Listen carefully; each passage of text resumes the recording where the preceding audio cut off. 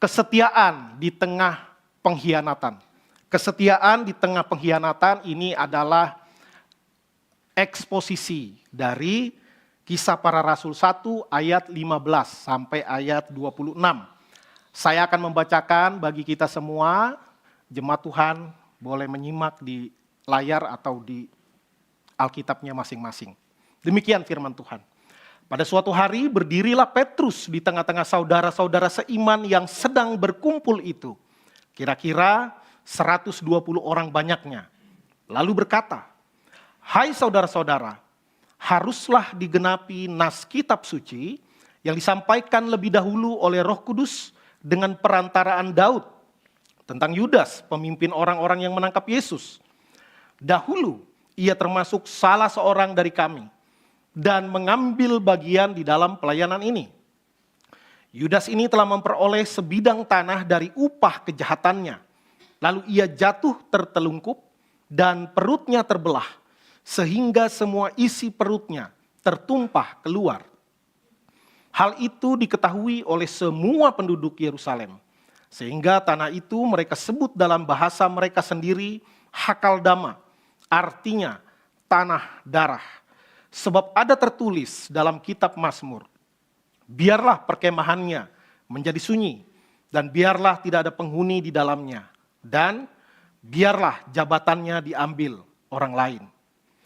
Ayat 21, "Jadi harus ditambahkan kepada kami seorang dari mereka yang senantiasa datang berkumpul dengan kami selama Tuhan Yesus bersama-sama dengan kami, yaitu mulai dari baptisan Yohanes sampai hari Yesus diangkat ke sorga dan meninggalkan kami, untuk menjadi saksi dengan kami tentang kebangkitannya." Lalu mereka mengusulkan 2 orang, Yusuf yang disebut Barsabas dan juga bernama Justus, dan Matias. Mereka semua berdoa dan berkata, "Ya Tuhan, Engkaulah yang mengenal hati semua orang. Tunjukkanlah kiranya siapa yang Engkau pilih dari kedua orang ini untuk menerima jabatan pelayanan, yaitu kerasulan yang ditinggalkan Yudas, yang telah pergi ke tempat yang wajar baginya." Lalu mereka membuang undi bagi kedua orang itu, dan yang kena undi adalah Matias. Dan dengan demikian ia ditambahkan kepada ke-11 rasul itu. Jemaat yang terkasih di dalam Tuhan, perikop di sini adalah tentang Matias dipilih menggantikan Yudas. Nah, yang menjadi tema pembahasan kita adalah pengkhianatan di tengah kesetiaan. Siapa pengkhianat di sini? Tentu adalah Yudas. Kepada siapa dia berkhianat? Kepada Petrus, Yakobus, Yohanes? Tidak. Dia berkhianat kepada Kristus. Dia berkhianat kepada panggilan kerasulannya yang seharusnya mengerjakan tiada lain selain daripada kebenaran. Tetapi dia sudah berkhianat kepada kebenaran yang terus-menerus secara konsisten diteladankan dan diajarkan oleh Yesus Kristus. Maka Yudas telah pergi ke tempat yang wajar baginya, yaitu apa? Kematian tragis. Ya, itu dijelaskan tadi di ayat ke-25. Kesetiaan ini adalah sesuatu yang amat sangat berharga. Kenapa? Ya, di firman Tuhan dikatakan banyak orang baik tetapi sedikit yang setia. Nah, kalau kita mau mendalami setia kepada apa? Ya, tentu banyak, setia kepada pasangan, setia kepada tempat bekerja, setia kepada tempat pelayanan, setia kepada bangsa dan negara, dan lain sebagainya. Nah, kalau kita mau mendalami firman Tuhan, tingkat kesetiaan itu yang tertinggi kepada apa? Tentu kepada kebenaran firman Tuhan. Itulah yang menjadi standar dan patokan tertinggi bagi kita sebagai umat Tuhan untuk berpaut kepada kebenaran yang benar-benar betul dan betul-betul benar. Maka di dalam perenungan saya akan bagian firman Tuhan ini, kita tidak membahas pengkhianatannya, kita membahas kesetiaannya. Karena Allah kita adalah Allah yang setia. Dan kata setia tentu adalah kontras dengan kata pengkhianatan. Ya, tadi kita pujiannya dari awal semua setia. Allah yang setia, kukan setia, itu komitmen yang berat sekali. Ya, nah ada 3 hal yang saya pelajari tentang kesetiaan di dalam pembacaan firman Tuhan ini. Yang pertama, yaitu setia kepada firman Tuhan. Setia kepada firman Tuhan. Konteks dari ayat yang kita baca adalah Yesus sudah terangkat ke surga dan Yesus meninggalkan pesan untuk mereka jangan pergi dari Yerusalem. Tunggu sampai penolong itu dicurahkan, datang kepada kamu. Artinya apa? Roh Kudus akan turun kepada mereka. Lalu yang mereka lakukan sudah dibahas di minggu yang lalu, bagaimana mereka berkumpul, mereka berdoa, mereka membaca firman, ya, luar biasa. Dan tentu membaca bukan sekadar supaya lebih banyak tahu, tetapi supaya kita menghidupi firman itu, setia kepada firman Tuhan. Dan di dalam diskusi, di dalam doa, Petrus bersama dengan rasul-rasul yang lain menyadari bahwa formasi kita saat ini tidak lengkap lagi. Kenapa? Karena Yudas sudah pergi ke tempat yang wajar baginya. Yudas sudah tidak hidup lagi dan dia mengakhiri hidupnya sendiri karena rasa bersalah yang tidak disertai dengan pertobatan. Ya, kalau ngomong-ngomong soal berkhianat, Petrus juga berkhianat. Dia menyangkal Yesus Kristus, pura-pura tidak kenal. Tetapi perbedaannya adalah Petrus sadar, menyesal, dan bertobat.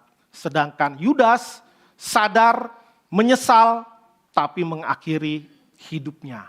Karena itu, mengakhiri hidup adalah tindakan yang tidak tepat dan tidak bersesuaian dengan firman Tuhan. Maka yang dilakukan Petrus di sini adalah dia berdiri di tengah-tengah jemaat. Saat itu ada kumpulan orang percaya, 120 orang banyaknya. Dan memang di komunitas Yahudi kalau membuat satu perkumpulan, ya mungkin pos PI kali gitu ya, baru sah kalau udah ada minimal 120 orang.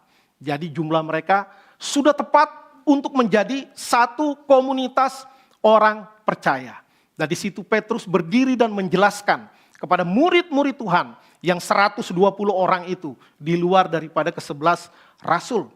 Bagaimana Petrus mengerti bagaimana apa yang dilakukan Yudas itu sudah dinubuatkan. Bukan berarti Yudas jadi berprestasi karena menjadi bagian dari penggenapan nubuatan di perjanjian lama. Tidak demikian.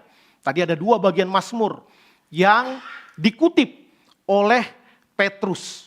Ya, dari Mazmur 69 dan dari Mazmur 109. Yang satu berbicara tentang Mazmur yang menjadi doa dalam kesesakan. Dan satu bagian lagi yang dikutip bahwa jabatannya akan diambil orang lain, itu adalah Mazmur yang merupakan doa orang yang kena fitnah. Ya, jadi Petrus bersama rasul-rasul yang lain tidak menjadi lumpuh. Oleh karena apa? Oleh karena ada orang, rekan kerja yang meninggalkan pelayanan dengan cara berbuat dosa, berkhianat, menjual gurunya, menjual kebenaran yang kemudian disesalinya dan tindak lanjutnya salah. Maka pelayanan harus tetap berjalan. Dan dia menyatakan itu bukan berdasarkan kepanikan. Wah, kita nggak lengkap lagi nih, nggak asik. Ya sebenarnya pelayanan bisa tetap jalan. Orang 11 kan itu dikit. 1 dari 11 pergi. Itu sangat kecil, di bawah 10%. Tetapi 12 ini menjadi satu hal yang penting. Kenapa? Karena kalau kita boleh melihat 12 ini adalah jumlah suku Israel. Jadi 12 menjadi simbolisasi dari perwakilan setiap suku. Maka penting menjadi 12. Dan karena Yudas telah meninggalkan imannya, ya. Kalau secara kasat mata bisa dibilang murtad gitu ya. Saya tidak berbicara tentang teologi tentang murtad. Ya, dia sudah murtad, maka perlu diganti, dicari penggantinya supaya apa? Tetap mewakili jumlah suku Israel yang 12. Berbeda ketika nanti Yakobus dihukum mati. Ya, Yakobus rasul yang paling pertama meninggal. Ya, tapi nggak dicari lagi gantinya karena Yakobus mati di dalam kebenaran.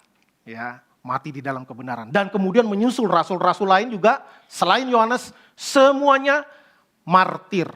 Tapi tidak dicari lagi penggantinya, biar tetap 12 rasul terus gitu. Tidak, dalam konteks ini dicari karena Yudas, dia mati di dalam kemurtatannya.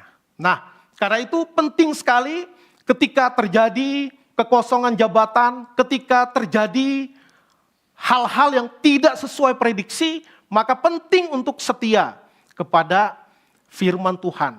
Karena apa? Karena emosi kita ini sangat labil, sangat dipengaruhi oleh apa yang ada di luar, ya, yang terjadi di luar diri kita. Apalagi kalau hal itu di luar prediksi, maka seringkali apa? Kita tidak bisa berpikir jernih, dan kalau kita cepat-cepat mengambil keputusan, itu seringkali berdasarkan emosi. Karena itu tetap harus kembali kepada firman Tuhan. Kesetiaan dimulai dari tunduk pada otoritas firman.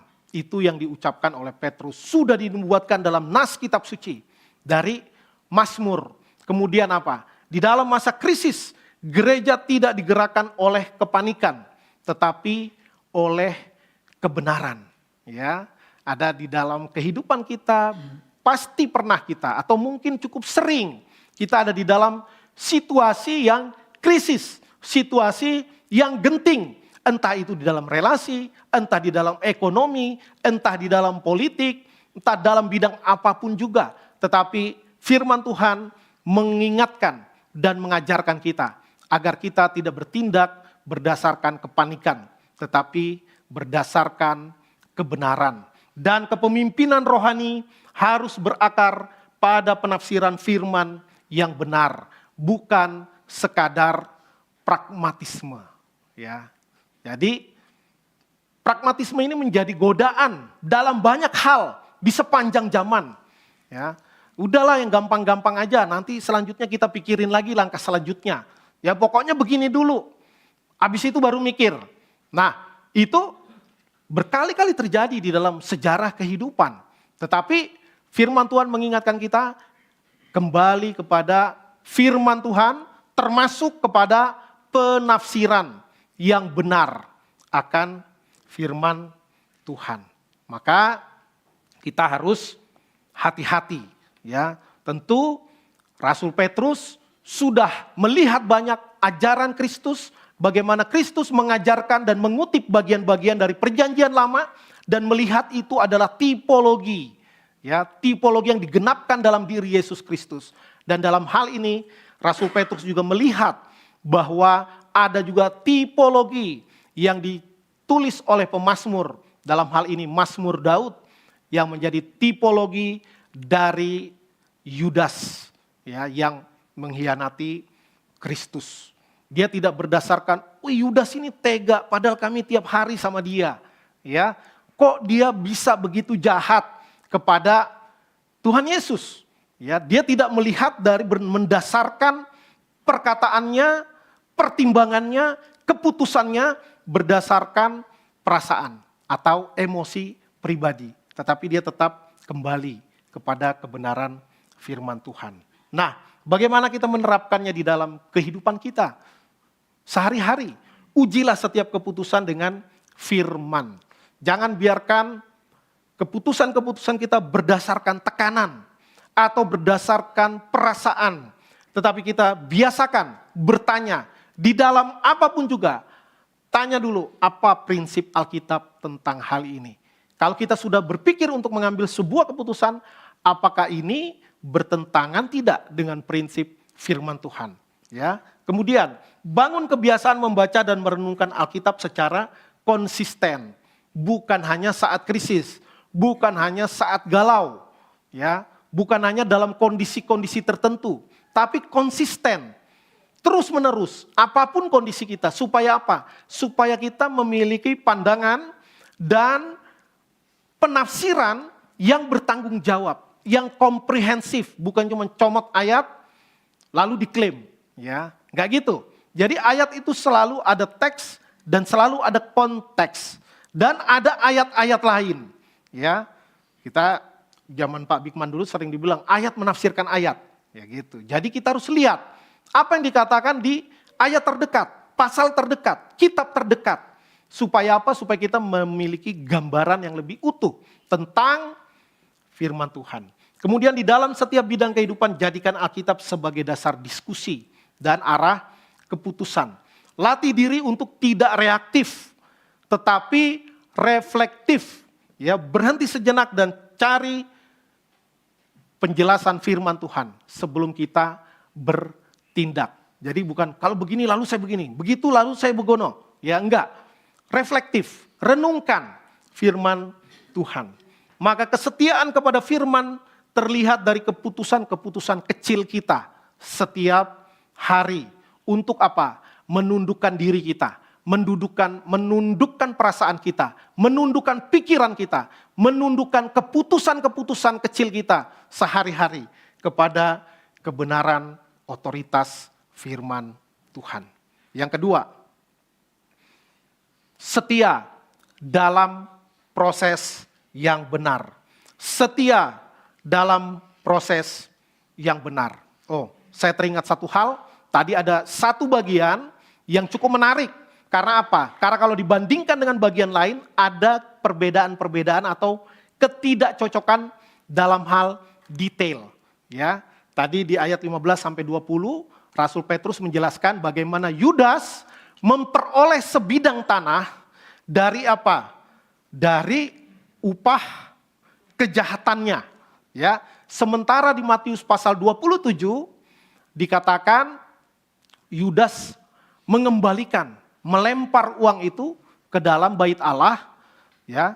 Jadi kemudian uang itu tidak diterima oleh imam-imam kepala itu, tidak dijadikan persembahan di dalam bait Allah, tetapi kemudian imam-imam itu membeli sebidang tanah, ya. Itu dicatat dalam Matius 27. Dan perbedaan detil yang kedua adalah bagaimana di sini di ayat ke-18 dikatakan Yudas jatuh tertelungkup dan perutnya terbelah sehingga semua isi perutnya tertumpah keluar. Kalau di Matius 27 hanya dibilang lalu ia menggantung dirinya. Ya, maka tentu kalau pengkritik Kristen bilang, tuh kan Alkitab itu beda-beda. Di sini bilang A, di sono bilang B. Memang banyak ketidaksesuaian katanya. Padahal ini bisa dimengerti bahwa kedua-duanya benar. Ya, bukan yang satu bohong, yang satu benar. Enggak. Ya, kita bisa mengertinya bahwa Yudas menyesal, dia mau mengembalikan uangnya kepada para imam kepala yang menyuruhnya. Ya, lalu dia bilang saya tidak mau karena mungkin Yudas tidak menduga bahwa sampai hukuman mati yang diterima oleh Yesus.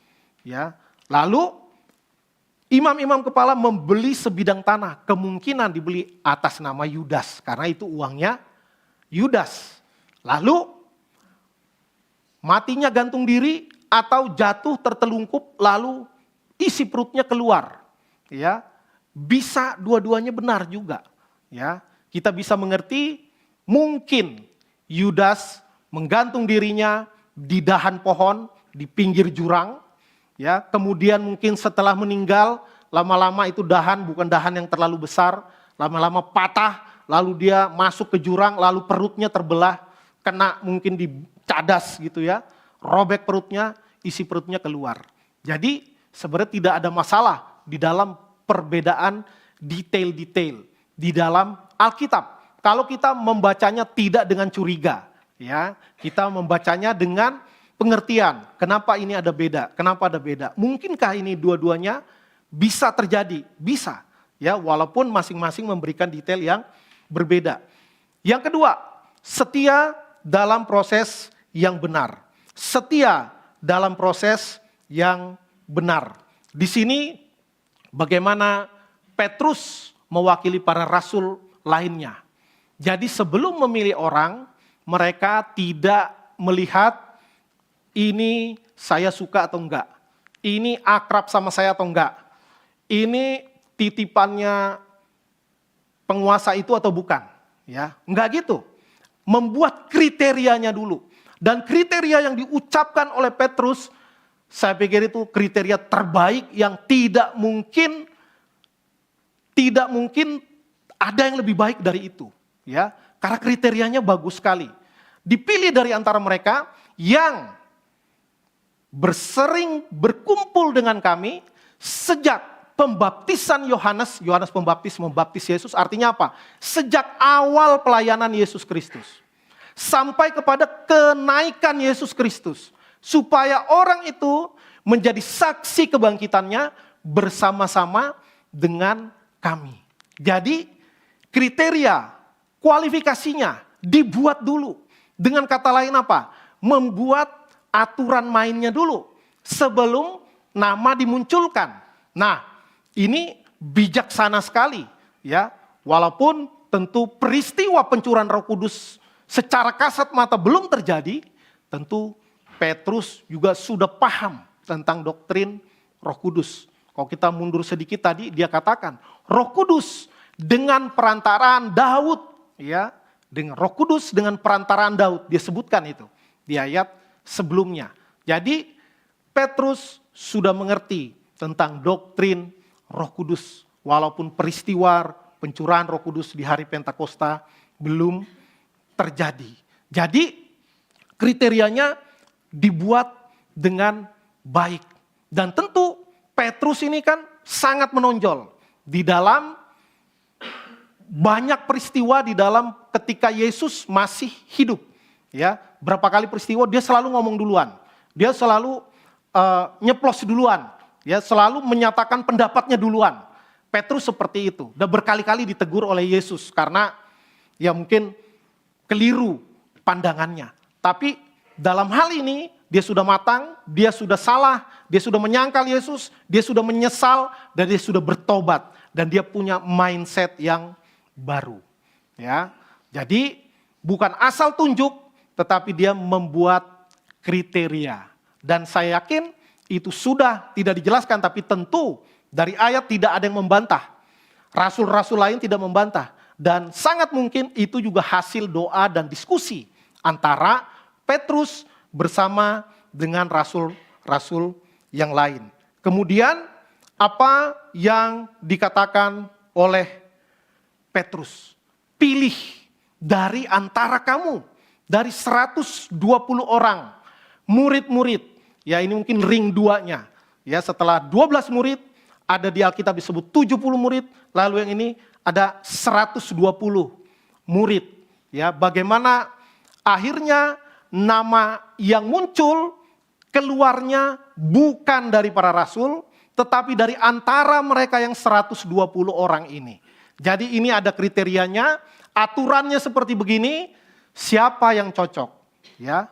Dan mereka bijaksana sekali, enggak satu, ya. Tapi 2, supaya apa? Dipilih salah satu. Dipilih salah satu. Mungkin ada yang tanya, kenapa enggak 120 jadi calon semua? Ya mereka sudah tahu, ya. Dan mereka dituntun oleh Tuhan untuk memikirkan siapa calon yang terbaik, ya. Jadi prosesnya benar.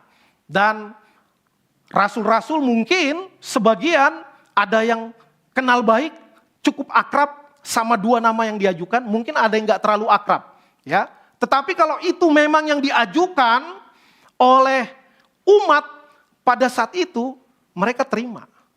Mereka tidak menolaknya. Sepanjang prosesnya dijalankan dengan benar. Jadi aturannya dibuat, kemudian prosesnya juga berjalan dengan benar. Dan maka kita di sini belajar bahwa kesetiaan terlihat dalam ketertiban, bukan ketergesa-gesaan. Kemudian mereka tidak memilih berdasarkan popularitas, tetapi berdasarkan panggilan dan kesaksian hidup. Ya, tentu dua nama yang diajukan itu adalah pilihan yang tidak keliru. Ya, jadi bisa saling memberikan pendapat. Si A begini, si B begitu, si C, akhirnya dari 120 itu disaring. Tinggal 2 orang dan yang menyaringnya dari antara mereka sendiri. Jadi ada banyak orang yang populer tapi belum tentu benar hidupnya.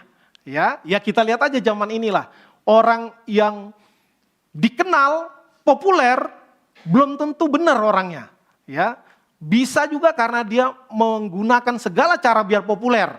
Ya kalau di dunia media sosial anak muda paling tahu itu bagaimana meningkatkan popularitas. Ada caranya.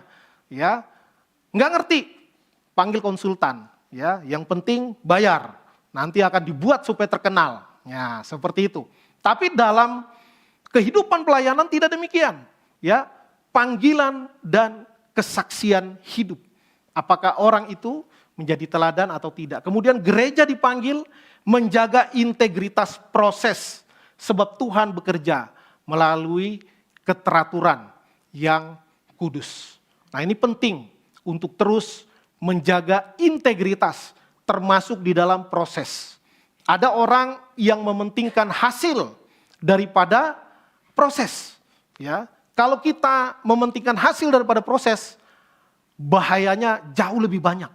Ya, zaman saya SMA dulu, ujian nasional, saking takutnya, ya, ada orang tuanya teman saya yang banyak uang, nyarankan anaknya, cari bocoran soal ujian nasional, ya, dimodalin sama bapaknya. Kenapa? Yang penting lulus ujian, ya. Jadi membeli bocoran jawaban ujian nasional itu dianggap sebuah usaha, yang penting hasilnya lulus, ya. Bagaimanapun caranya. Ya kalau begini kan akhirnya kasihan, ya. Akhirnya kasihan, merugikan. Ya ketika tidak setia dalam proses, hasilnya bagus, maka sebenarnya ini untuk jangka panjang nanti akan merugikan.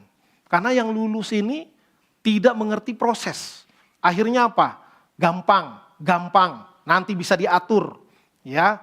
Nanti adalah caranya jalan belakang, ya. Maka ini menjadi tantangan bagi kita sebagai umat Tuhan, bagi kita sebagai gereja Tuhan, bagaimana kita untuk menjaga integritas di dalam setiap proses kehidupan.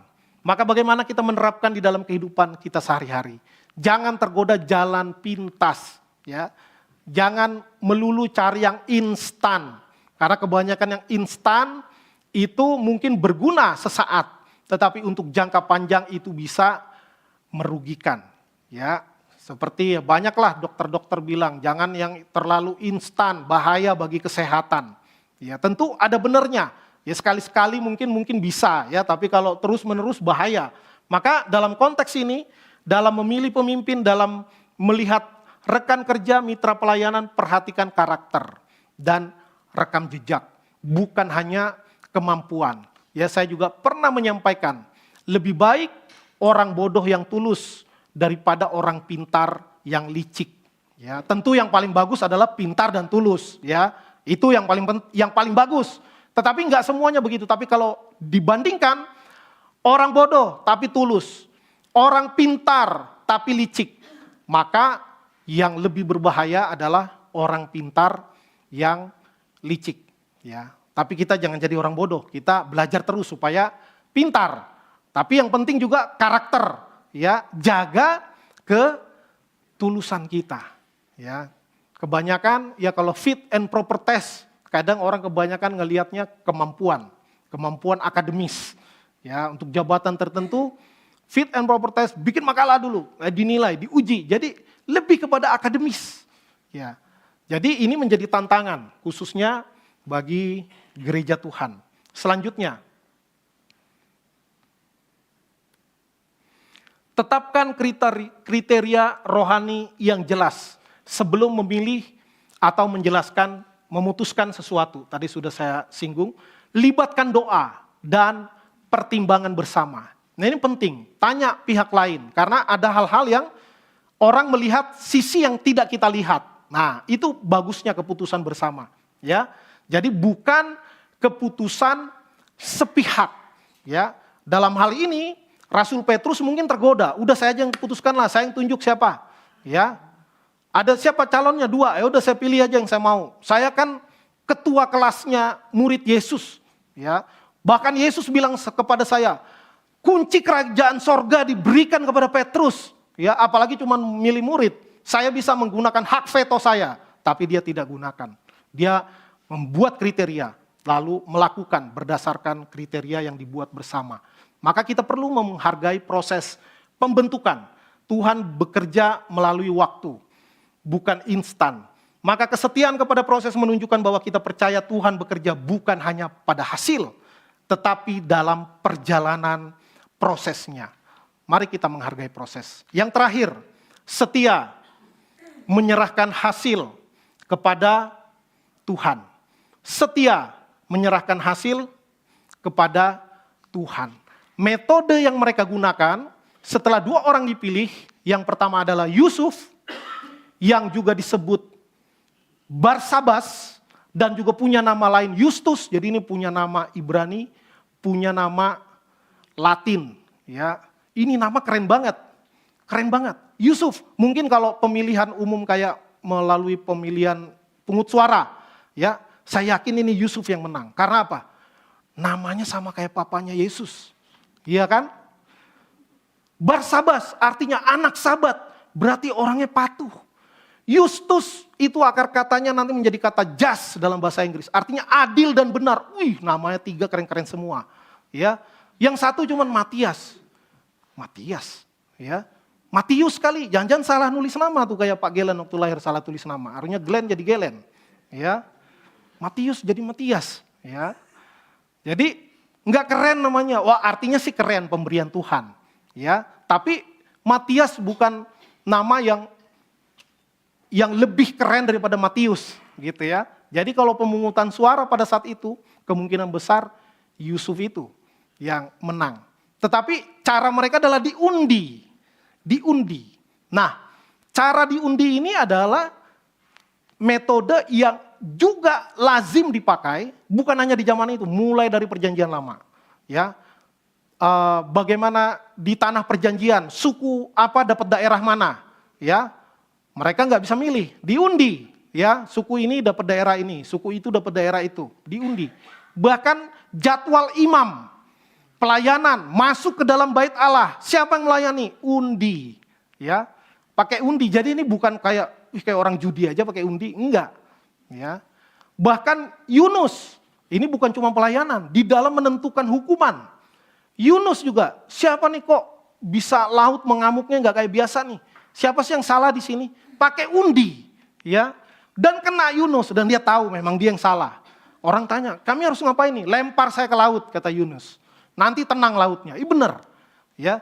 Jadi untuk menentukan hukuman siapa yang bersalah, pakai undi juga dan nggak meleset, ya. Dan bahkan, tapi ada juga yang di luar pelayanan. Maksudnya ini bukan hanya dalam konteks pelayanan. Di luar pelayanan juga undi biasa digunakan. Dan semua sepakat. Contohnya, serdadu. Ya, serdadu ketika jubah Yesus ditanggalkan, mereka bilang jangan disobek-sobek nih. Ya saya nggak kepake nanti cuma jadi kain lap. Saya masih bisa dipakai nih jubah. Mungkin gitu ya kalau didramatisasi. Kita undi aja deh. Siapa yang dapat? Nah, maka undi ini digunakan di dalam pelayanan, dipakai juga di luar pelayanan. Tetapi kalau itu memang sudah disepakati, nggak masalah. Tidak ada yang salah di situ. Dan akhirnya mereka menggunakan cara undi. Dan yang terpilih bukan Yusuf, ya, tetapi Matiaslah yang terpilih. Nah, kita belajar bagaimana kesetiaan bukan mengontrol hasilnya, tetapi mempercayakan hasil akhir kepada keputusan Tuhan. Mereka percaya, walaupun Matias yang terpilih, mungkin dalam hati, aduh saya sebenarnya kepengennya Yusuf yang terpilih. Tapi undi mengatakan Matias yang terpilih, ya udah, ya. Artinya menyerahkan keputusan kepada kedaulatan Tuhan. Manusia menimbang dari luar, tetapi Tuhan melihat hati, ya. Banyak di kisah Alkitab, terutama ketika Daud dipilih ya diurapi oleh nabi. Abang-abangnya duluan kan yang perkasa-perkasa yang hebat-hebat itu, yang pengalaman perang, ya. Ternyata manusia bahkan nabi bisa salah lihat, ya, tetapi Tuhan melihat hati. Kita gampang dikaburkan oleh fenomena. Tetapi kalau Tuhan tajam sekali melihat apa yang di dalam hati. Kepemimpinan sejati lahir dari ketergantungan total kepada Allah yang berdaulat. Kita lihat bagaimana Rasul membuat kriteria, kemudian meminta kepada umat mengusulkan nama, dan terakhir dengan undi, ya, dengan undi. Siapapun yang menang, mereka berdoa dulu, ya, berdoa dulu. Tuhan, Engkau yang melihat hati. Wah, ini keren. Ya, jadi bukan metodenya sebenarnya, tapi kesiapan mereka.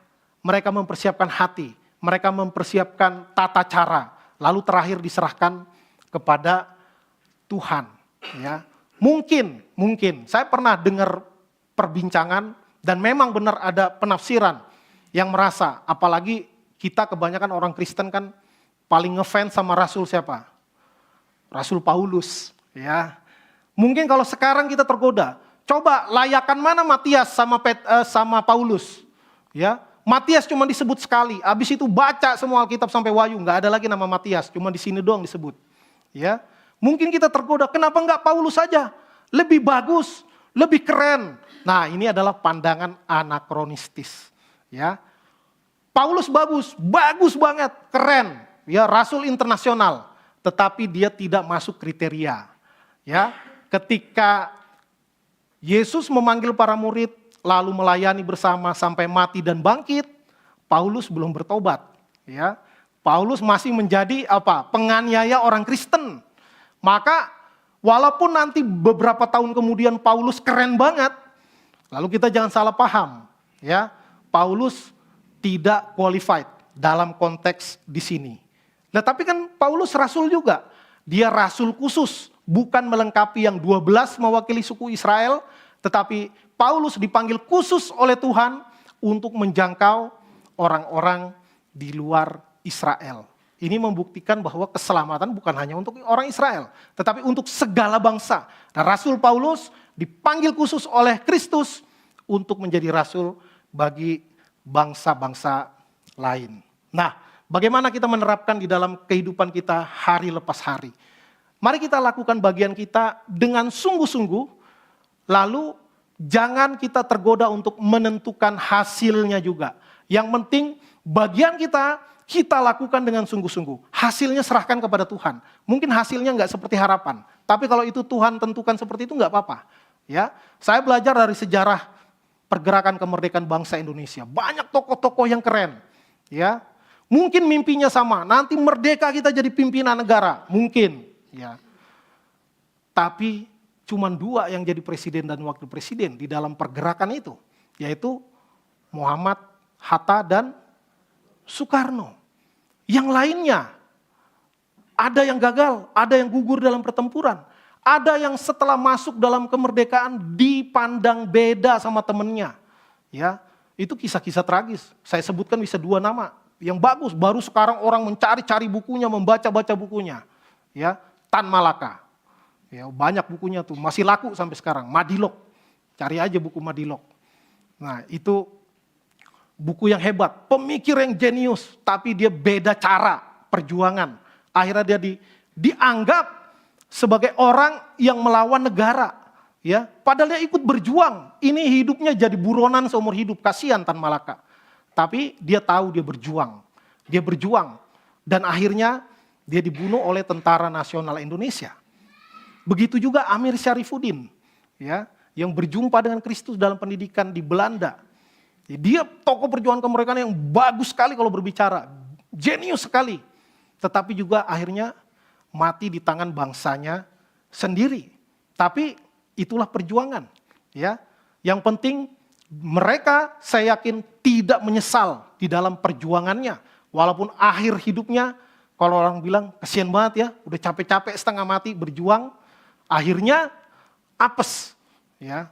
tidak happy ending. Tetapi endingnya itu nggak penting happy, yang penting prosesnya tepat. Ya, jadi mereka melakukan apa yang bagian mereka, lalu hasilnya ya bukan urusan kita, gitu.